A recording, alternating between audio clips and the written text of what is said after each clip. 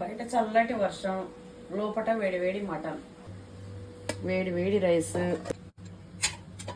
వేడి వేడి మటన్.